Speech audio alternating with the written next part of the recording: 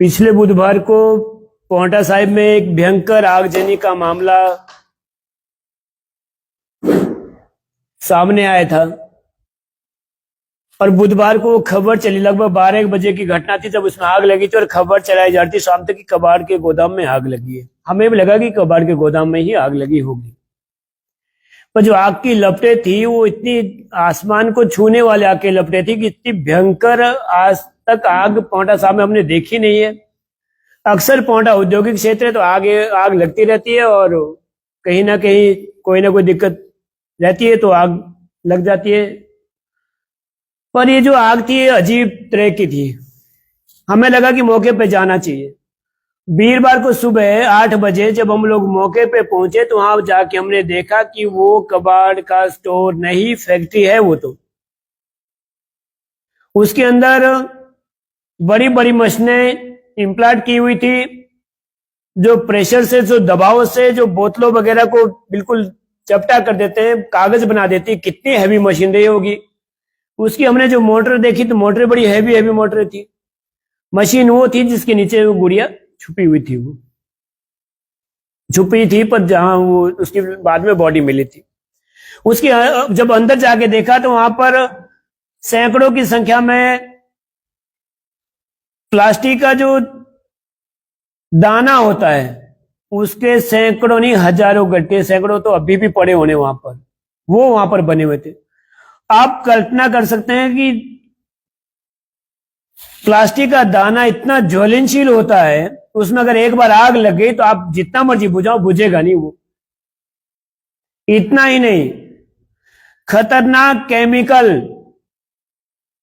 जो नियम अनुसार यहां से इंडस्ट्री डिपार्टमेंट को शिवालिक बद्दी एक जो कंपनी है उसे भेजना चाहिए था डिस्पोज करने के लिए, वो भी वही अंदर उसके अंदर रखा गया था जिसके रह रह के धमाके हो रहे थे। उसके बावजूद वहां पर किसी तरह का कोई भी पुलिस प्रोटेक्शन नहीं था, कोई भी उद्योग विभाग का व्यक्ति वहां उपलब्ध नहीं था। उसके अंदर हमने देखा कि 2 बड़ी मशीनें गई हुई थी जो उसको वहां पर तोड़ रही थी। तोड़ने का मतलब जो सबूत मिटाने में लगी हुई थी। तो जो पीड़ित परिवार के जो परिजन आए और हम लोग वहां थे तब जाके मशीनें बाहर की। किसकी अनुमति से मशीनें वहां पर गई थी पता नहीं।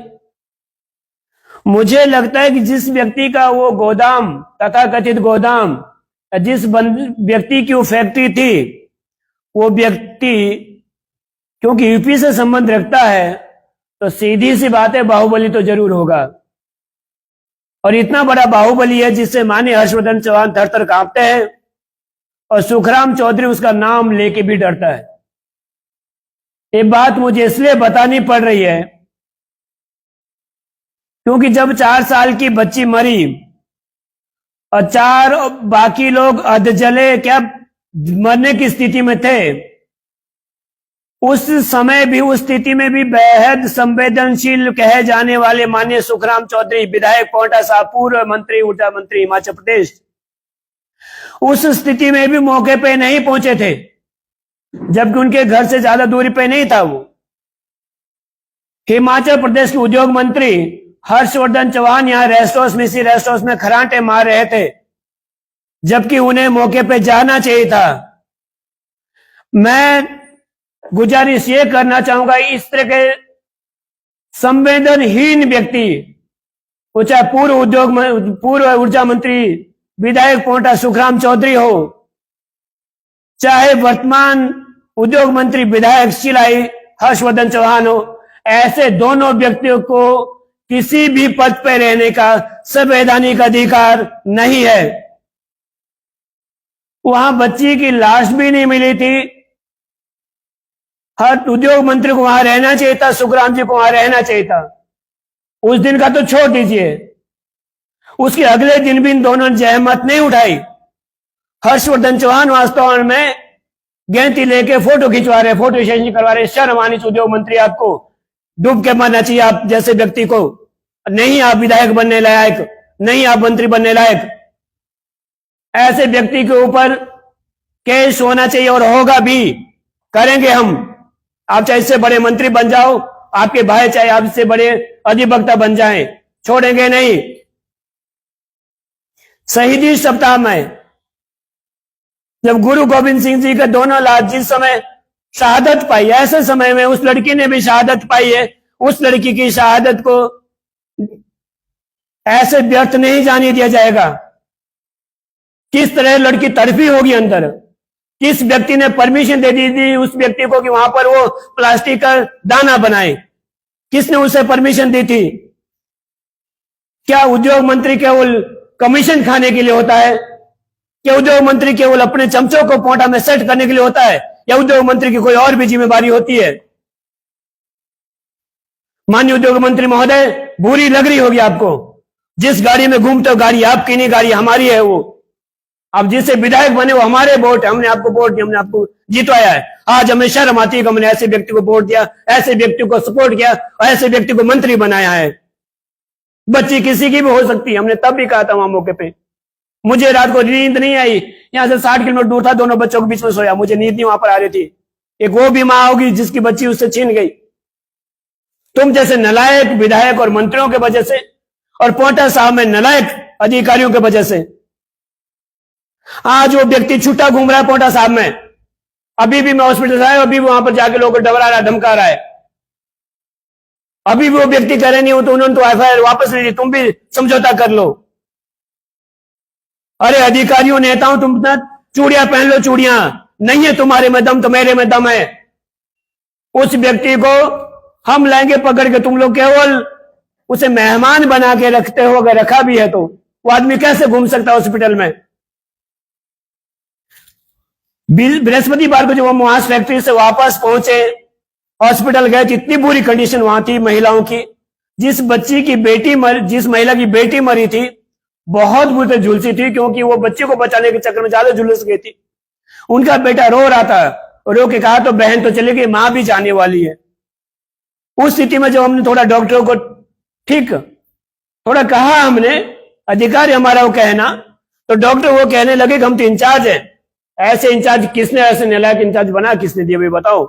तो पेशेंट पड़ा तुम उसे देखोगे भी नहीं। सीधा सीधा संरक्षण उद्योग मंत्री का ये जग जाहिर है कि उद्योग मंत्री हर्षवर्धन चौहान और सुखराम चौधरी की दोस्ती जग जाहिर है।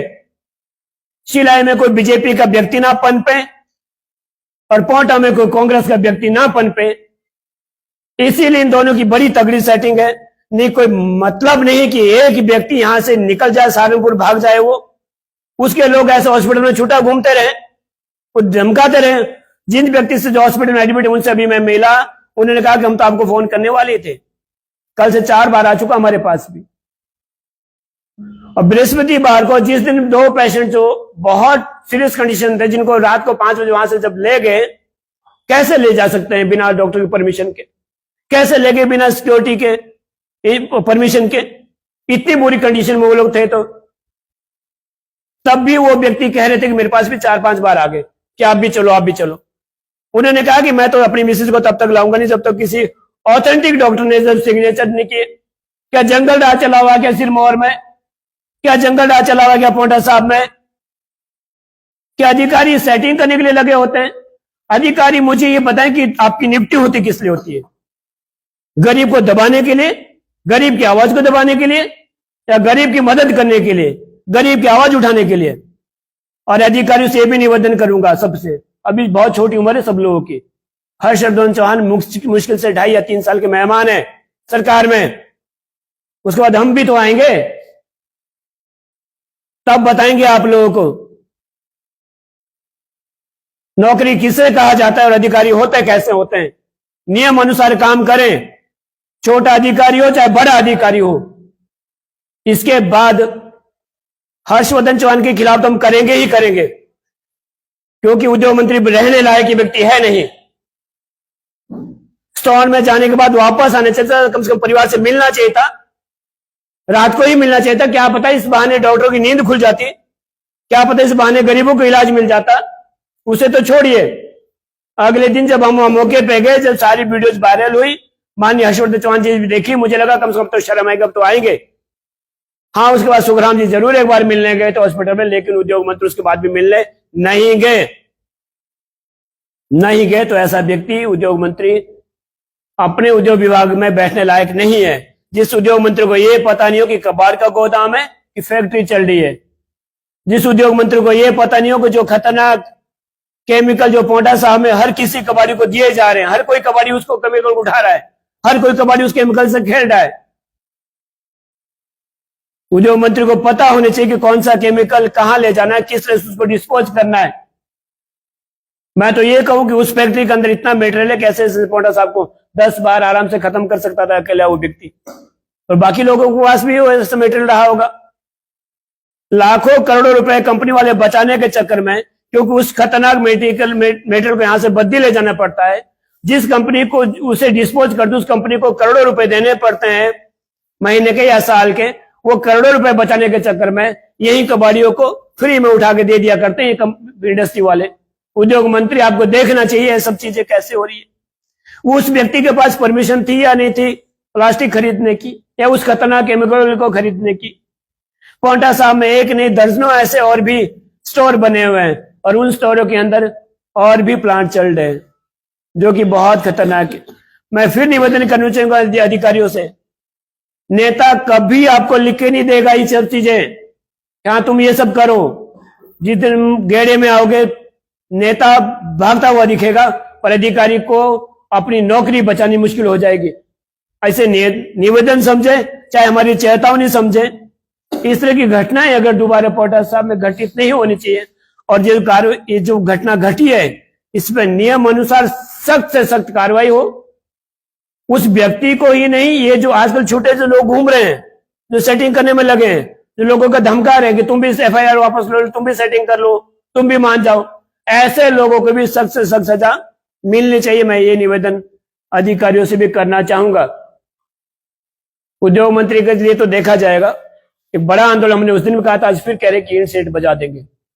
ड्यूटी तो थी सुखराम चौधरी की, सुखराम चौधरी करेगा नहीं क्योंकि लंगोटिया आ रहे ना हर्षवर्धन चौहान के साथ, सेटिंग करी इन दोनों की। तो काम तो इनका बनता है कि सरकार के खिलाफ इशू उठाए यहां पर पोंटा साहब में, पर सरकार के खिलाफ इशू उठाते तो सरकार से तो अपने काम भी निकलवाने सुखराम जी ने, इसलिए करेंगे नहीं। हमने तब भी कहा है जब भाजपा गवर्नमेंट थी, जयराम ठाकुर गाड़े हाथों लिया है, और आज भी मैं सुखविंदर से सुखू से निवेदन जरूर करूंगा, अपनी और अपनी सरकार की लाज बचानी है, ऐसे उद्योग मंत्री को तत्काल प्रभाव से बाहर किया जाए। बहुत बहुत धन्यवाद। कोई को पूछना चाहे तो प्लीज पूछे। पीड़ित परिवार से कोई आपकी बातचीत हो पाई हो, और अगर हो पाई है, आपके संपर्क में है, तो क्या आने वाले दिनों में पत्रकारों के सामने आने की जो है वो उठा पाएंगे? पत्रकारों सामने इसलिए नहीं आ पाएंगे क्योंकि यहाँ के जो अधिकारी है, जिनको गरीबों की आवाज को बुलंद करना चाहिए था, यही अधिकारी गरीबों की आवाज को दबाने में लगे होते हैं। एक नहीं दर्जनों मामले हमने ऐसे यहाँ पर देख लिए, अभी भी वही मामला, अभी भी वही हो रहा है, अधिकारी ही दबाने में लगे। वो एरिया पूरा सील्ड होना चाहिए था, अब तक सील्ड नहीं हुआ। एक भी पुलिस का छोड़िए होमगार्ड का व्यक्ति वहां तैनात नहीं, खड़ा नहीं, अंदर अभी धमाके। और मैं अभी आपको वीडियो दे सकता हूँ, अभी की ताजी वीडियो, अभी 1 घंटा पहले की वीडियो, मैं मौके से आया हूँ।